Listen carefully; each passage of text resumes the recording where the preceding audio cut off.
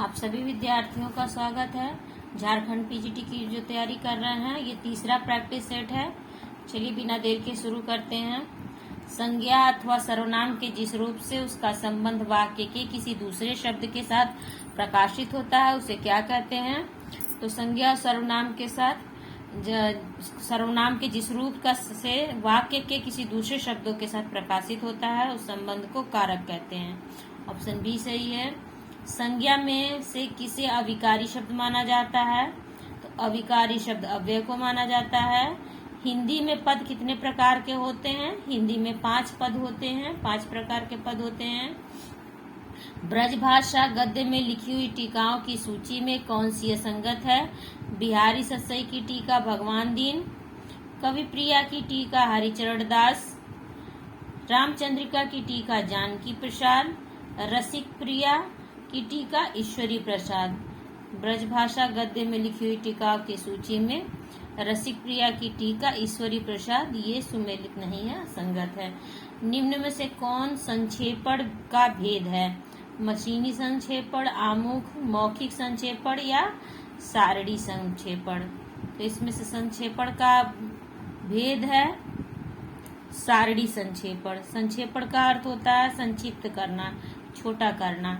इनमें से संकलन त्रय में किसकी गणना नहीं होती है? समय संकलन, स्थान संकलन या प्रभाव संकलन या कार्य संकलन।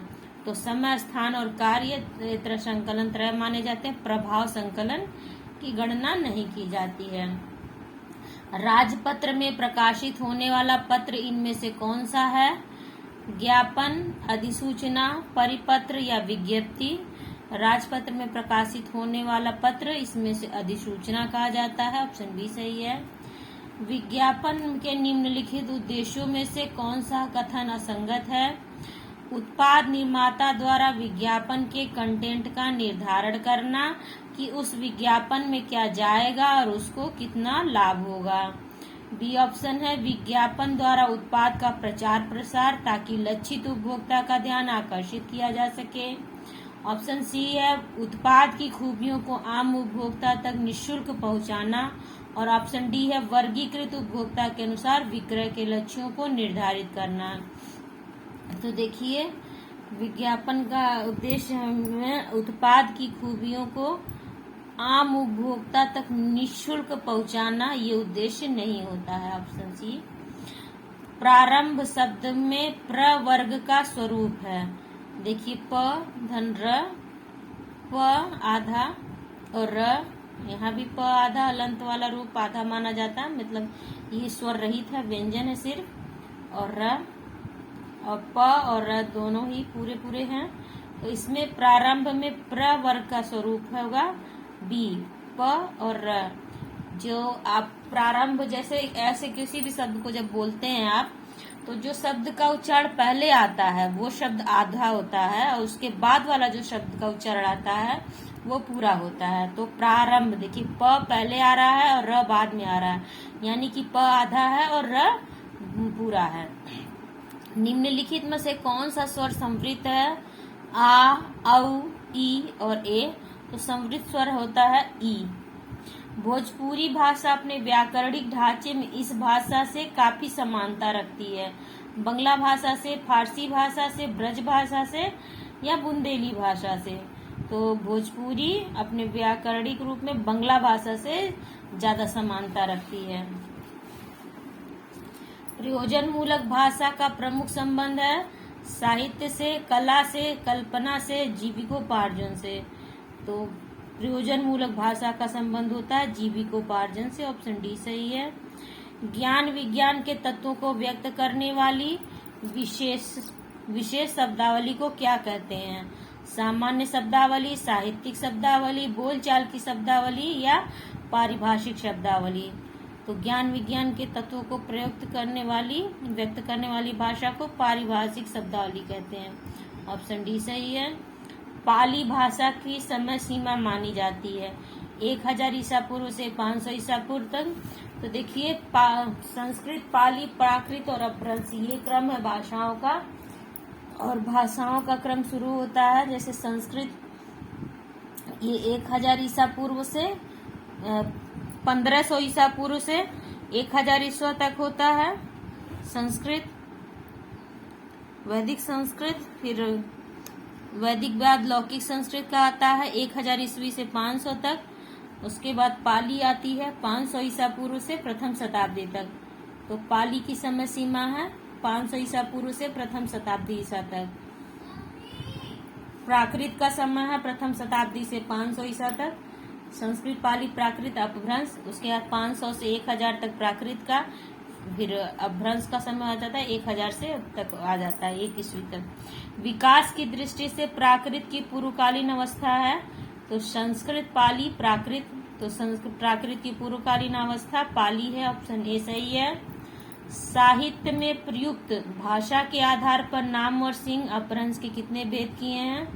साहित्य में प्रयुक्त भाषा के आधार पर नाम और सिंह ने अपभ्रंश के कितने भेद स्वीकृत किए हैं? तो इन्होंने 2 भेद स्वीकृत किए हैं, पूर्वी और पश्चिमी अपभ्रंश, पूर्वी अपभ्रंश और पश्चिमी अपभ्रंश। हिंदी पर सामासिक संस्कृति के वहन का दायित्व संविधान के किस अनुच्छेद में निर्धारित किया गया है? अनुच्छेद 343, 348, 349 या 351। तो 351 में है। हिंदी पर सामासिक संस्कृति के वहन का दायित्व संविधान के अनुच्छेद 351 में है। स्वाधीनता आंदोलन के दौरान हिंदी किसका पर्याय बनी? पढ़े लिखे भारत का, शिक्षित भारत का, राष्ट्रीय एकता का या देश भर से संपर्क का? तो स्वाधीनता आंदोलन के दौरान हिंदी राष्ट्रीय एकता का पर्याय बनी, ऑप्शन सी सही है। विश्व की प्राचीनतम मानी जाने वाली लिपियों में है नागरी लिपि, कैथी लिपि, शारदा लिपि या ब्राह्मी लिपि। तो सबसे प्राचीन लिपियों में मानी जाती है ब्राह्मी लिपि, ऑप्शन डी सही है। किस भाषा को आरंभ में पिंगल नाम दिया गया था? ब्रज भाषा, अवधी, खड़ी बोली या भोजपुरी? तो ब्रज भाषा को आरंभ में पिंगल नाम दिया गया था, ऑप्शन ए सही है। संघ की राजभाषा हिंदी और लिपि देवनागरी होगी, ये संविधान के किस अनुच्छेद में उद्धृत है? 343, 348, 346 या 347। तो संघ की राजभाषा हिंदी और लिपि देवनागरी होगी, यह अनुच्छेद 343 में वर्णित है।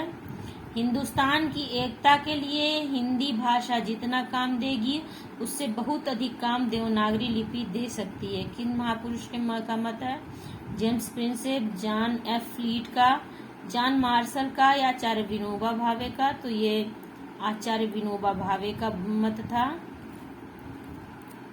जो भाषा दो या दो से अधिक भाषा भाषियों के बीच संपर्क का काम करती है वो होती है संपर्क भाषा, राष्ट्रभाषा, जनभाषा या राजभाषा। तो संपर्क का काम करती है, इसलिए संपर्क भाषा होगी, ऑप्शन ए सही है। हिंदी प्रदेश के पश्चिमी भाग में स्थित बोलियों के सामूहिक नाम को क्या कहते हैं?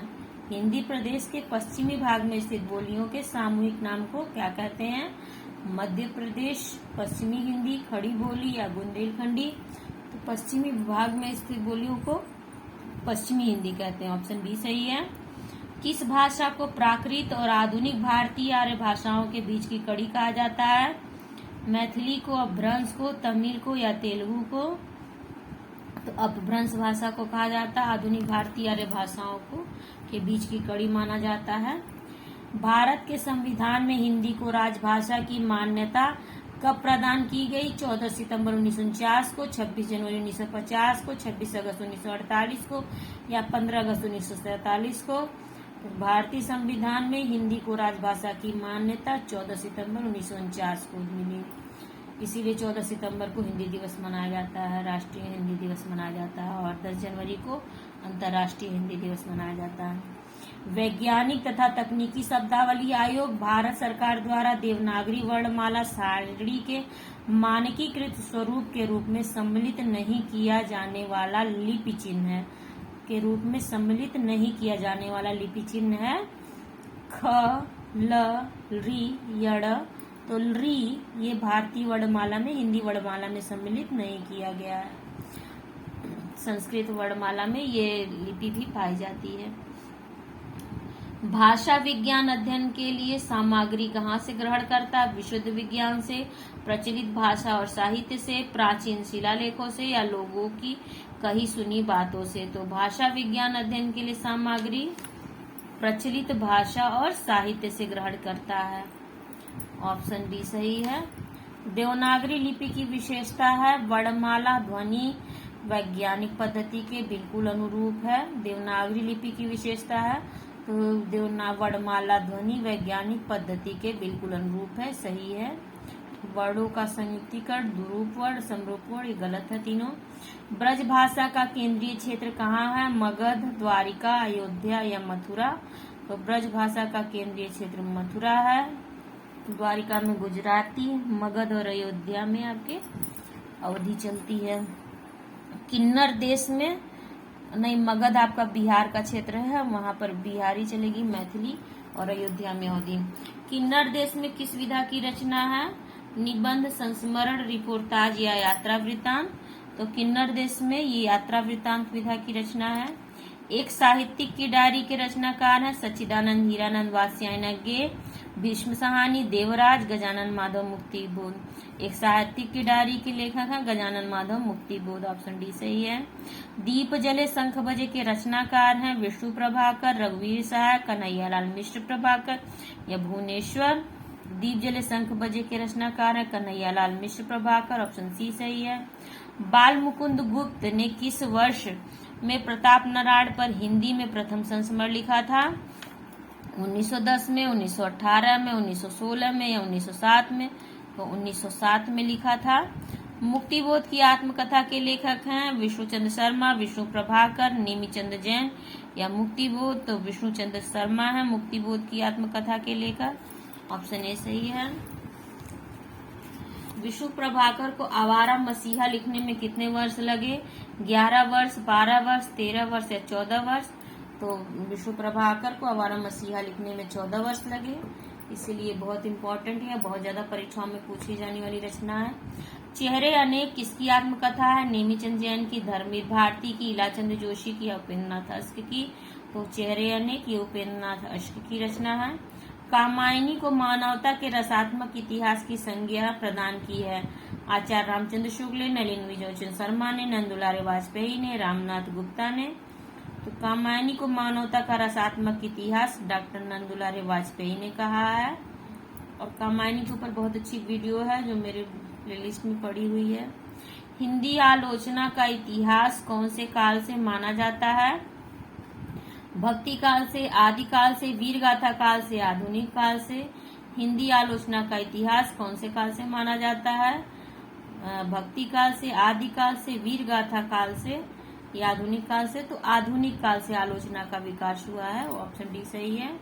समस्त मानव जाति के प्रवर्तक भाव या मनोविकार ही होते हैं, यह कथन किसका है? इलाचंद जोशी, जैनेन्द्र, रामचंद्र शुक्ल या आगे? तो ये रामचंद्र शुक्ल का कथन है। निम्नलिखित पंक्तियां प्रेमचंद की किस कहानी से ली गई हैं? पंक्तियां देखिए। ईश्वरी एक बड़े जमींदार का लड़का था और मैं एक गरीब क्लर्क का, जिसके पास मेहनत मजदूरी के सिवा और कोई जायदाद न थी। हम दोनों में परस्पर बहस होती रहती थी। मैं जमींदार की बुराई करता, उन्हें हिंसक पशु और खून चूसने वाली जोक और वृक्षों की चोटी पर फूलने वाला बंझा कहता। वह जमींदारों का पक्ष लेता, पर स्वभावतः उसका पहलू कुछ कमजोर होता था। ये किस कहानी से है ये कथन? नशा से, शिकार से, स्वामिनी से या माँ से? तो ये नशा कहानी का अंश है, नशा कहानी का अंश है। और ये पूरी मानसरोवर भाग्य की सारी कहानियों की प्लेलिस्ट बनी हुई है, आप लोग एक बार जरूर देख लीजिए जो बच्चे पीजीटी की परीक्षा देने वाले हैं। इलाचंद जोशी के उपन्यास जहाज का पंछी को किस श्रेणी में रखा जा सकता है? ऐतिहासिक, सामाजिक, मनोवैज्ञानिक या आत्मकथात्मक? तो जहाज का पंछी आत्मकथात्मक है।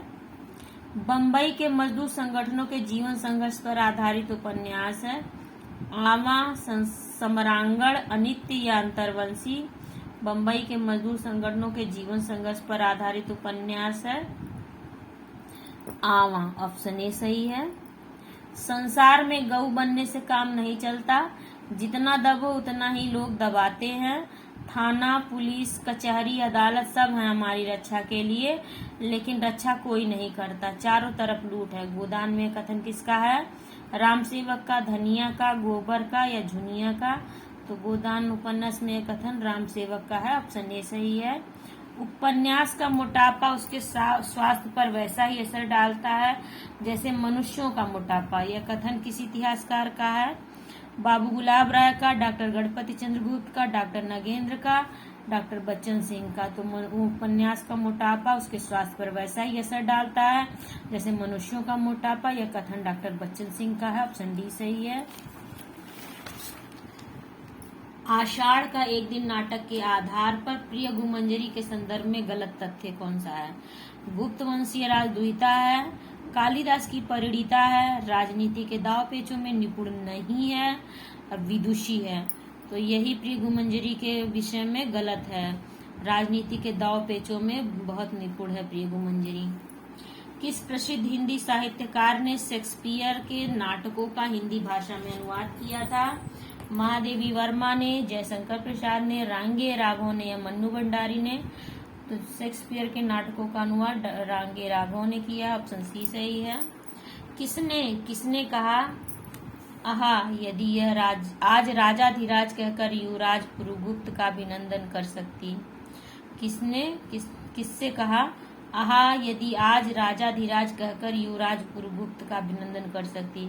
देवसेना ने धातुसेन से, जयमाला ने प्रहरी 2 से, मालिनी ने अनंत देवी से या विजया ने भट्टार्क से?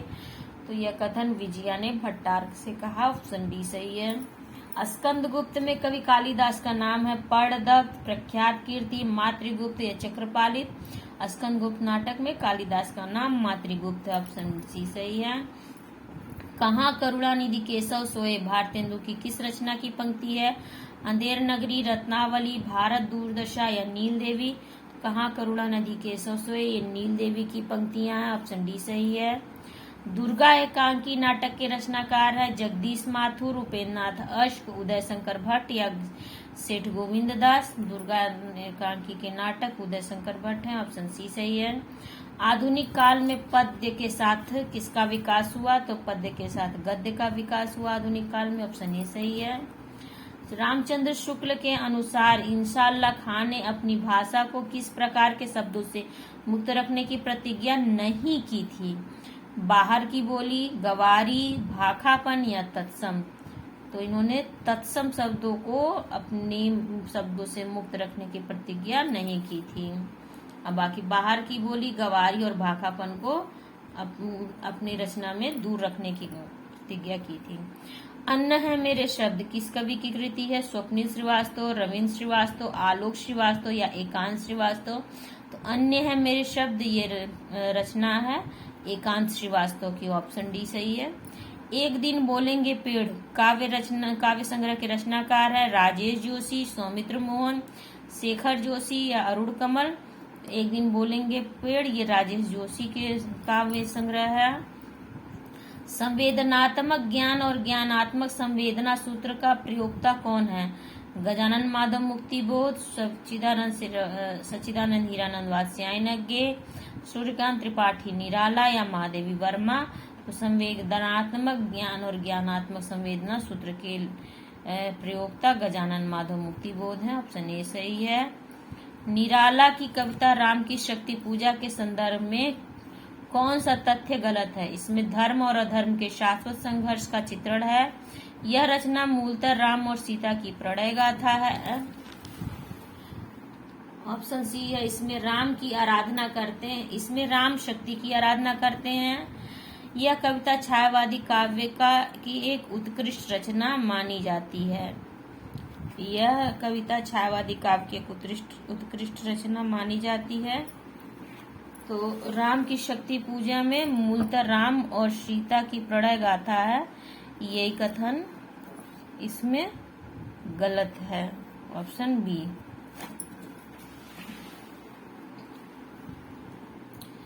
महादेवी वर्मा के किस काव्य संग्रह में कविताएं वैदिक संस्कृत के विभिन्न काव्यांशों पर आधारित हैं?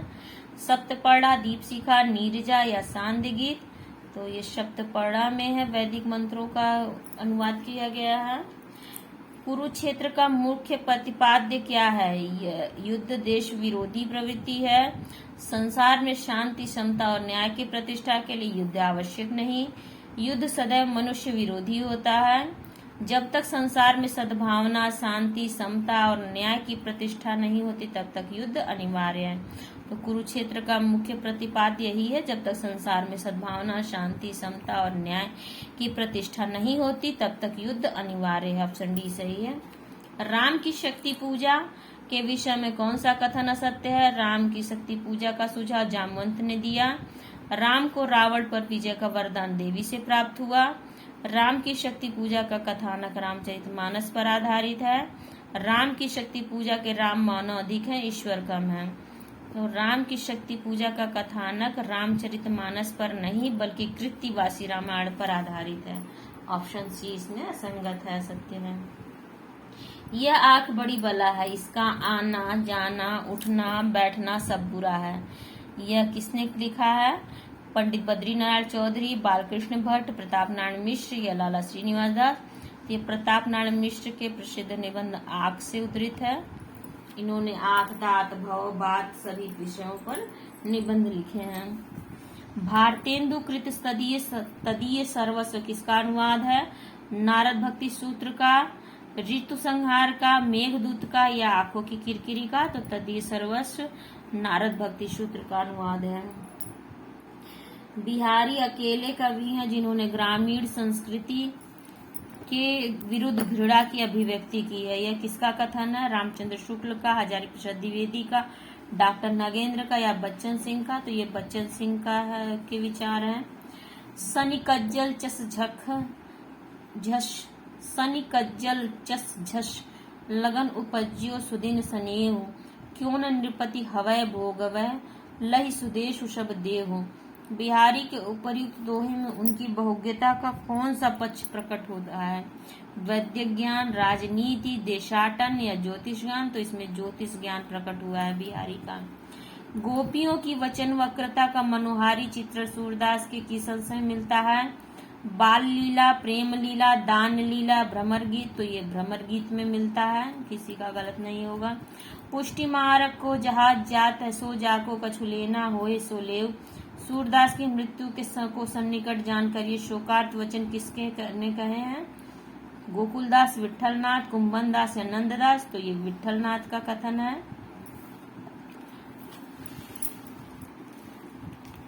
भलो पोच राम को कहे मोहि सब नर नारी, में पोच से अभिप्राय है नीच, उत्कृष्ट, भक्त या अनुगामी।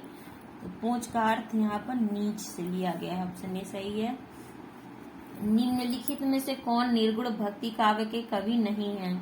मलूक दास, बाबालाल दास, ईश्वर दास या सुंदर दास? ईश्वर दास यहाँ पे निर्गुण भक्ति काव्य के कवि नहीं है बल्कि राम भक्ति शाखा के सगुण भक्ति धारा के कवि हैं। सुंदर कांड रामचरितमानस का कौन सा कांड है? दूसरा, पांचवा, चौथा, पांचवा, दूसरा या तीसरा? तो बालक आया अरे किस, बालक आया अरे किस सुंदर। तो ये पांचवा सर्ग है कि सुंदर लंका में उतरा। ये रामचरितमानस के 7 कांडों के क्रमबद्ध याद करने की ट्रिक है। बालक आया अरे किस सुंदर लंका में उतरा। सुमेलित कीजिए। चंदायन 1379 सही है। मृगावती 1503 सही है भी। मधुमालती 1545 सही है। पद्मावत 1540 सही है। तो ABCD जिसमें क्रम हो वही सही है। 1 2 3 4 ऑप्शन बी में है। ज्ञानदीप नामक प्रेमाख्यानक काव्य की नायिका कौन है? कामवती, उर्मिला, देवयानी या मुग्धा? तो ज्ञानदीप की प्रेमाख्यानक नाम काव्य की नायिका कामवती है। ऑप्शन ए सही है। कबीर ने अपने निर्गुण पंथ में वह कौन सा तत्व शामिल किया जिसका नाथ पंथ में अभाव था? भारतीय वेदांत और सूफियों का प्रेम तत्व, रागात्मक तत्व से रहित साधना, हृदय पक्ष शून्य, सामान्य अंत साधना का मार्ग, तांत्रिक विधान। तो कबीर ने अपने निर्गुण पंथ में भारतीय वेदांत और सूफियों का प्रेम तत्व को ग्रहण किया, जिसका नाथ पंथ में अभाव था। द निर्गुण school of Hindi poetry, the निर्गुण स्कूल ऑफ हिंदी पोएट्री इनमें से किसका शोध ग्रंथ है? डॉक्टर लक्ष्मी सागर वार्षणे, डॉक्टर हजारी प्रसाद द्विवेदी, बाबू श्याम सुंदर दास, डॉक्टर पीताम्बर दत्त बड़थवाल। तो द निर्गुण स्कूल ऑफ हिंदी पोएट्री ये डॉक्टर पीताम्बर दत्त बड़थवाल का शोध ग्रंथ है। ऑप्शन डी सही है। भक्ति काल को बौद्ध धर्म की देन किसने कहा है? हजारी प्रसाद द्विवेदी ने, जॉर्ज ग्रियर्सन ने, धीरेन्द्र वर्मा ने या रामचंद्र शुक्ल ने? भक्ति काल को बौद्ध धर्म की देन हजारी प्रसाद द्विवेदी ने माना। ऑप्शन ए सही है। रहीम की कविता ग्रियर्सन ने ईसाइयत का प्रभाव और रामचंद्र शुक्ल ने बाहरी आक्रमण माना था, मुसलमानों का आक्रमण। रहीम की कविता नगर शोभा की मुख्य विशेषताएं हैं। इसमें नगर का संकुचित वर्णन किया गया है। इसमें वर्ण व्यवस्था के अनुसार उनके जाति की स्त्रियों का वर्णन किया गया है। इसमें स्त्रियों को उत्कृष्ट कोटि का बताया गया है और ये स्त्रियां अपना उत्पाद बेचने का काम करती हैं। इसमें कौन सा सही है? तो इसमें पहला, दूसरा और चौथा सही है। इसमें स्त्रियों को उत्कृष्ट कोटि का बताया गया है, ये तथ्य गलत है इसमें। तो ऑप्शन ए सही है इसमें। तो ये 75 प्रश्न हो चुके हैं और इसके नेक्स्ट वीडियो में फिर 75 से 150 के प्रश्नों का क्रम पूरा करूंगी, क्योंकि वीडियो ज़्यादा लंबी हो जाती है तो अपलोड होने में दिक्कत होती है। आप लोगों को कैसी लगी वीडियो बताइएगा, अपने एजुकेशनल ग्रुप में जरूर शेयर करिएगा। कोई विचार हो, सुझाव हो और प्रश्न हो तो जरूर कमेंट सेक्शन में पूछिएगा। लाइक करना ना भूलिएगा और जो लोग पहली बार चैनल पर आ रहे हैं जरूर सब्सक्राइब कर लें। धन्यवाद। इसकी PDF मेरे टेलीग्राम पर मिल जाएगी।